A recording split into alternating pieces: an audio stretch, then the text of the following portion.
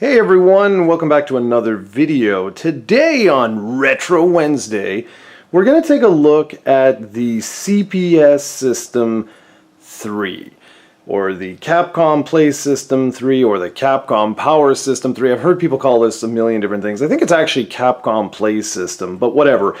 This was Capcom's last dedicated hardware before they would move on to things like the Taito 2 arcade board and other arcade boards, what have you.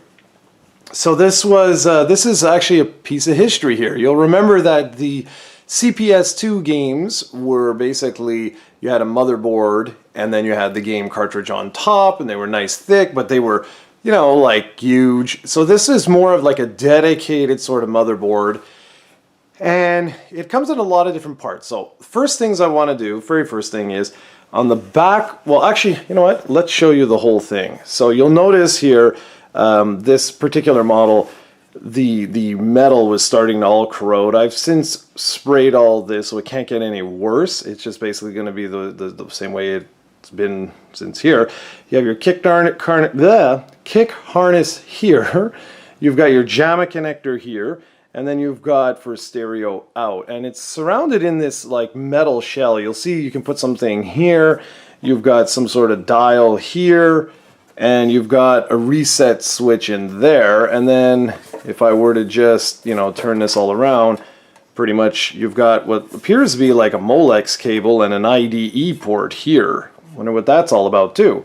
So let's go ahead and take this off. You'll notice right here there was a screw, which is right there. You just need a standard Phillips or Star screwdriver to take that off. And so yeah, it's not really hard. There you go. It's basically a protective, it's a protective shield. So here you go, you have a much nicer look at the inside of the unit here. So we have a few things I'll walk you around. This is for the RAM for the games. You've got your reset switch here, and you've got a volume dial here. And that's pretty much all she wrote. Okay, I'm not going to get into the specifics here, but I just wanted to give you a little overview. You'll notice this one has definitely been modified and or repaired. You can see right here, there's like a little wire going with some glue and stuff, but this does work. This bad boy works. Now, not only did you get the motherboard, but there was something very important that you also got with this. So let's move that over there. And something very important, you got this. And this is a standard CD drive. And you would take the IDE cable right here and throw it into the back on the other side. And then you'd need a Molex cable like this in order to power the thing up. Pretty good, eh? So that's basically a complete CPS-3 system right here. Now this particular one, I have used the Darksoft, I don't know what you call it, BIOS, I guess. Because here's the deal, guys. You'll remember with the CPS-2 that there were suicide batteries that you had to change every so often. Yes, you could Phoenix the games to bring them back to life. Well, that same sort of security technology was brought over from the CPS-2 onto the CPS-3. And Darksoft and I forget, there was more than just Darksoft, but anyways, worked on this workaround to basically remove encryption and things like that. So here's the real way the games work. So let's say I have here, I have Street Fighter 3 Second Impact, okay? So the way this would work is inside this, there is a suicide battery right here, or there, I don't remember which side it's on, okay? And so you would put this, if I can do it on this angle, there we go. So you would put that cartridge in like that, and then you'd put the game disc in here, and basically it has to work together. It encrypts the game, decrypts the game, and then you loads it onto the system, onto the RAM, and you're good to go. You can play the game, and there you go. The thing is, it's one thing to solder the batteries onto the CPS-2 games, but it's something else to constantly have to take these things apart. Let me just grab it out. All right.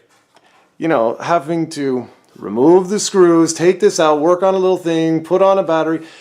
I mean, you can do it by, like, sure. But here's the thing. There were only 6 games ever released on this particular platform. So that means you need 6 security cards, 6 CDs, and this layout you see right here. And I was like, there's got to be another way. There's got to be an easier way. It's 6 games. I don't want to have to do this. You know, it's one thing for my CPS-2 collection. It's a wide assortment of games.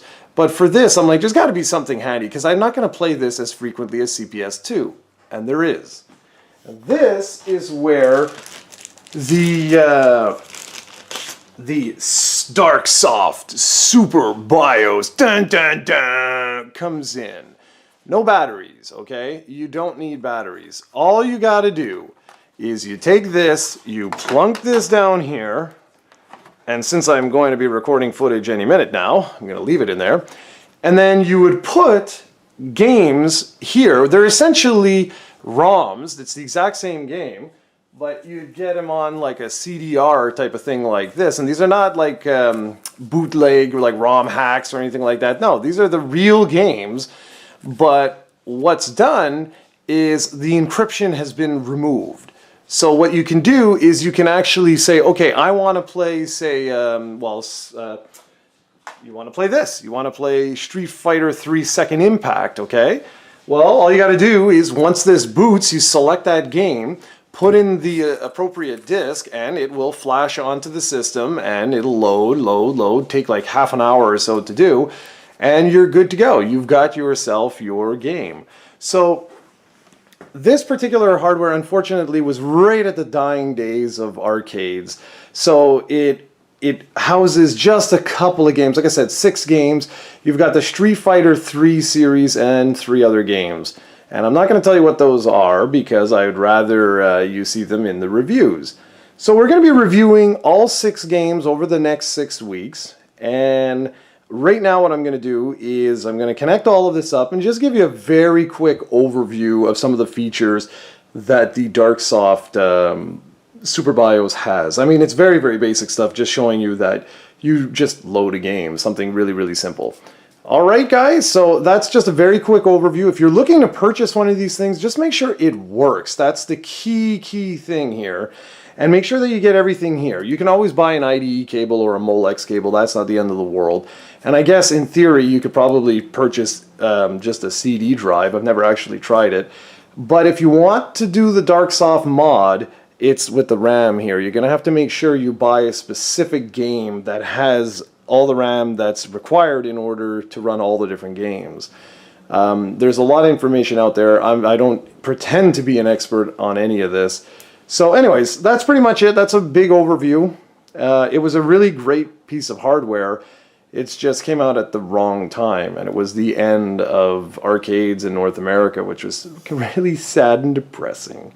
Anyways, let's go ahead and boot this bad boy up. So when you first boot up the system, this is exactly what you'll see. If you press the start button on player 1, you're taken into this particular screen. And I'm just going to go into the rewrite new game, and you'll see there's all the different games there. When you see Third Strike A and B, it's because there was a revision done to Third Strike, and they're all included here. So you just pick the game you want. And that's pretty much it. You just have to make sure that the game disk will have obviously the content on it, and it writes it to the motherboard.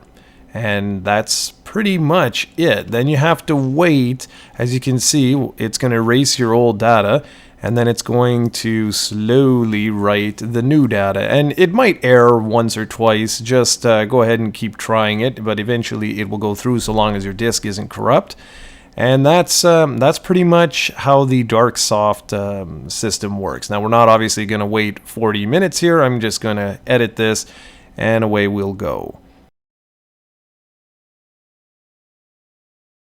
Now you'll notice that we're at 98%. And I wanted to show you just very quickly what happens as you go through here once it hits 100%, because it's kind of neat.